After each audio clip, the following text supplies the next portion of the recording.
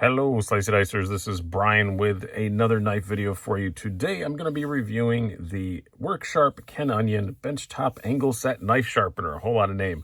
Pretty cool little system, though. I've watched a bunch of other reviews of it, but I have not yet used this myself. So, very excited to try it out. I do use the Spyderco Sharpmaker a whole lot, and some people who I really respect have said this is kind of a Sharpmaker killer, Sharpmaker replacement. The Spyderco Sharpmaker is very nice, but this does have some advantages, and I'm eager to try those out. So I'm not going to do like a comparison thing, at least not now, because this is the first time I've used this. I'm wanting to use it in front of you guys for the first time. I rarely do sharpening videos, and I discovered that my beloved Spyderco Chaparral that I carry all the time today, I realized it's got a few little microchips. I don't know if they're even going to show up in the, yeah, you can kind of see them up there towards the tip of the blade.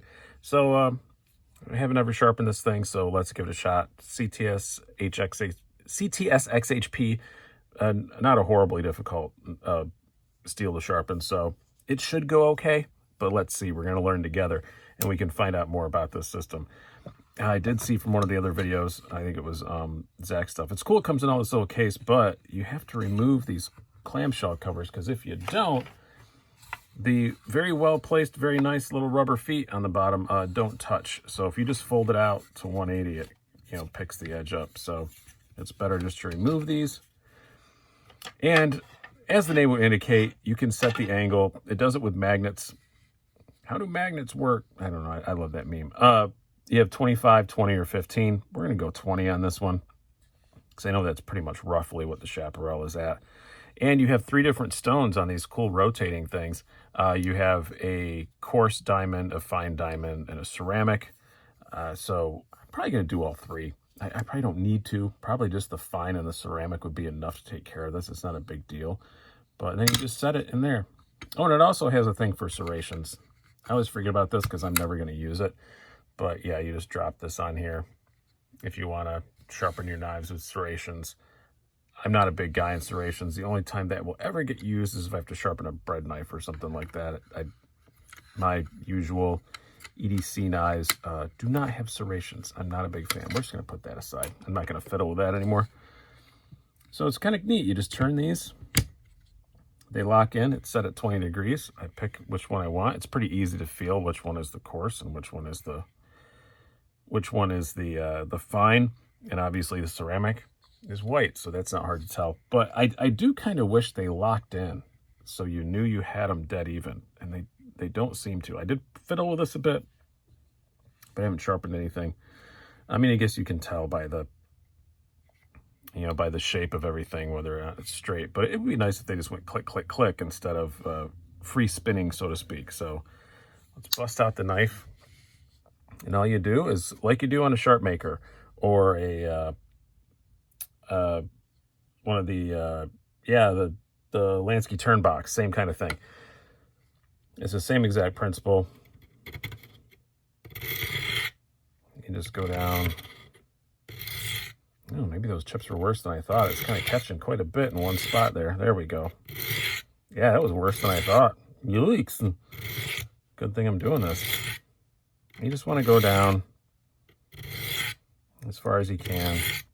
Ideally, if you weren't a dumbass, you'd have kept count of how many times you did that so that you do it somewhat evenly on the other side. Let me just switch to the other side. Yeah, those are worse than I thought. It was straight. There we go. As with any system, it takes a minute to get used to. So filming it live the very time you open the box is probably really stupid, but sometimes I'm not the sharpest tool in the shed. Well, we give it a little burr there. Still, I can still kind of feel some chippies, but we're going to do it a few more times. Go a little faster now that I got the worst of it out of the way. And I probably could have just done this on the fine and it would have been fine. You just want to make sure you have the blade laid flat against that.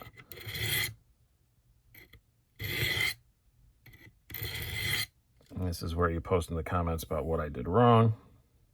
So yeah, we seem to got rid of the chip, but you can see with the rough diamond, it's definitely a rough diamond. It does leave some marks. It's definitely not an edge you'd want to leave and just use. The rough diamond one, you're definitely going to want to take it a few more steps before you actually use it. And we'll go with a fine diamond. The same thing. Oh yeah, that's a lot better. That rough diamond is rough. That is definitely rougher than the rough diamond on my Sharpmaker. I wouldn't want to reprofile a knife on this, and I don't think that's really its intent. There we go, that's looking better. Now we'll do the other side. Make sure I have it so it is centered. I said free spinning, that's probably not fair. These do hold their position well. It's just, I don't know. I just rather they clicked. This is not a terribly large blade, so it's not surprising I'm not going all the way down to the edge, but make sure you get all the way to the tip. That's what she said. So,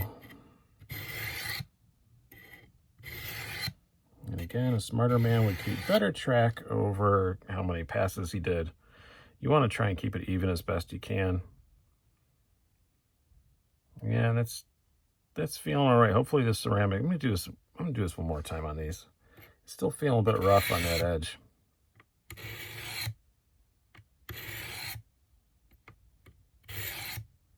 I am already liking some aspects of this better than a Sharpmaker, I will say, though. The diamond stones definitely do a lot more than they do on the Sharpmaker. Sharpmaker requires a lot more passes. And perhaps I did too many on this the first time because I'm not used to it. But the ceramics is always what really makes the big difference. Yeah, there we go. That's feeling a lot better. Now we'll spin it around to the ceramics. And by the way, handy little trick. If you have ceramic stones and you want to clean them off, you just use like an eraser. Just a normal eraser. Works really, really well. So this, we're probably going to leave some marks on here. There we go. You're going to see some blackness. That's how you know they're working.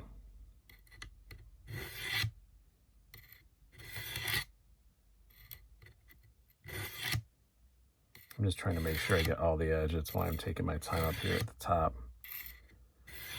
Back edge wasn't bad. All the chips were like up towards the tip. I don't know what I did to it.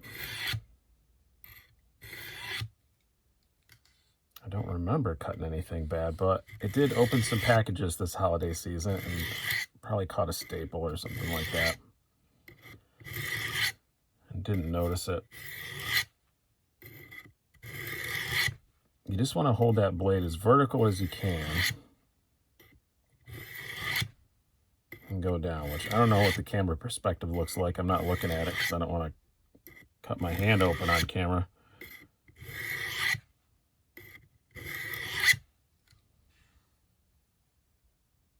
And yeah, it's getting all right. Doesn't look terribly pretty, but it's working well.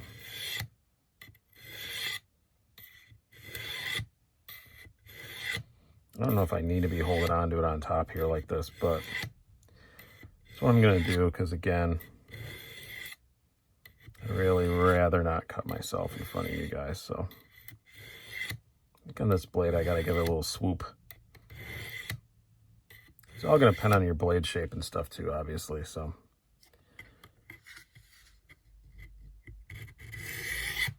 now this doesn't have the little guards like the Sharpmaker does, but I don't ever use those, so it's fine. I take my life in my hands.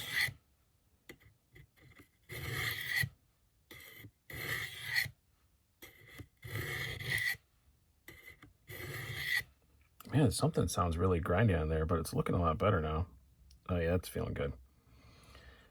Couple more. I'm going to concentrate on the tip up here. I know probably some sharpening freaks are going to say you shouldn't concentrate on one spot, but It's really just that one spot, so.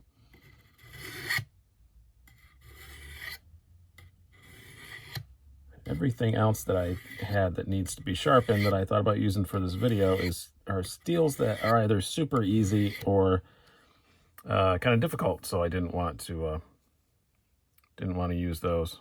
All right, that's feeling okay. Let's see how it is. Now, normally at this point, I would strop this. I have a strop block. I would normally do that just to give it that last little finishing touch, and it usually makes a big difference. So this may not be perfect, but let's see. Man, we still have one little chip there somewhere. No, there we go. No, we don't. That was just knocking some stuff off. Yeah, that's not bad.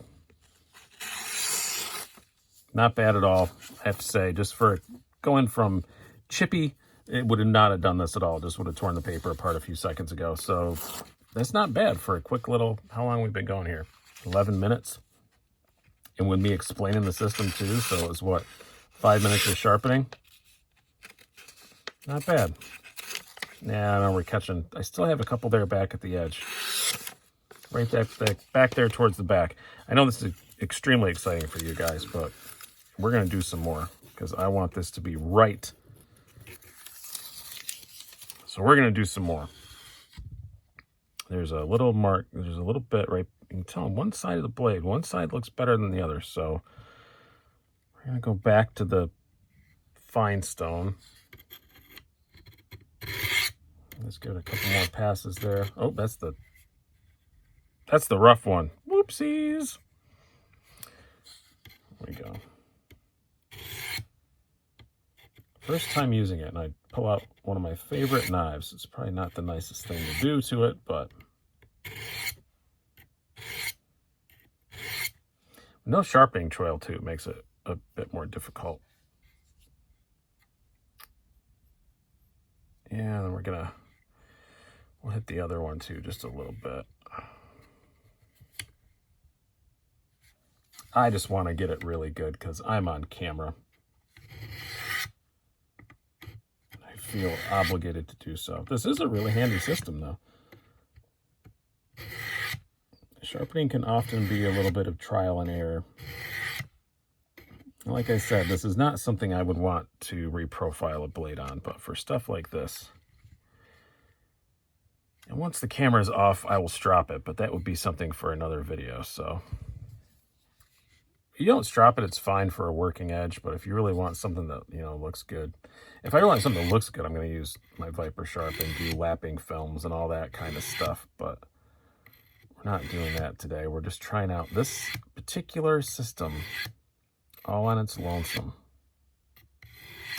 But my usual routine was to use the Sharp Maker. We'll see what happens if this winds up replacing that.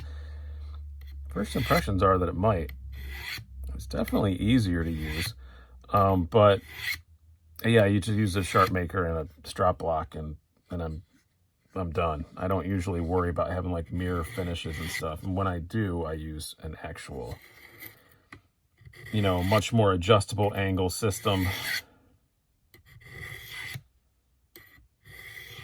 where you can just adjust it, you know, a degree or two at a time. Like I said, like the Cami or the Viper Sharp or one of those things.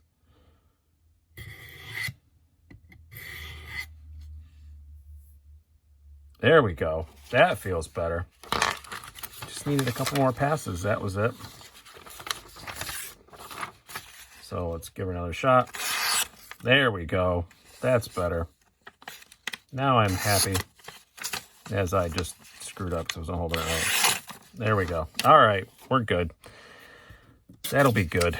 It's still not perfect, but yeah, it's pretty close. Once I strop it, it'll be perfect. So yeah, not bad. That gives just as good a sharpening as the Sharp Maker does for me on stuff. It really does. I know I keep screwing up and not cutting stuff right, but live television and all that stuff. Yeah, I really like it. That's pretty cool. I definitely like the form factor better than the Sharp Maker. I like the rotating stones gimmick is pretty cool. Like I said, I wish they clicked, but that's pretty cool. Stone quality, that's something that will take a while to figure out, but it feels at least as good as the Sharp Maker is, and it's cheaper. So can't really complain there. Yeah, but you know, as I said, you're gonna get marks on the ceramics.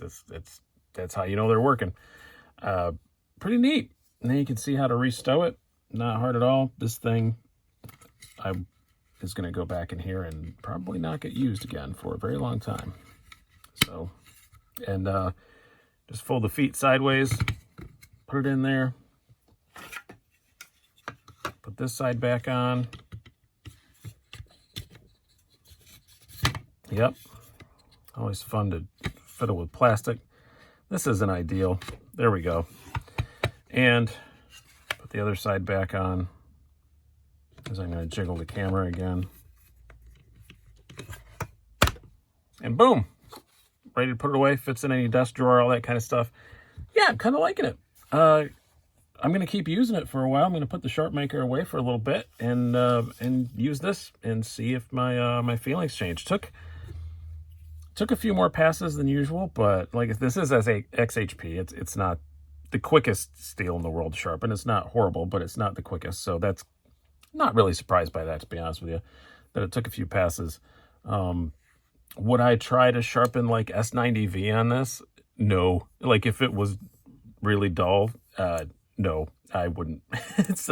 You're going to be there for a long time if you try and use this on that. Even the coarse stone is not that coarse. If you're going to want to do something like that, you're going to want, or you know, I'm 390 or whatever, you're going to want something with serious stones.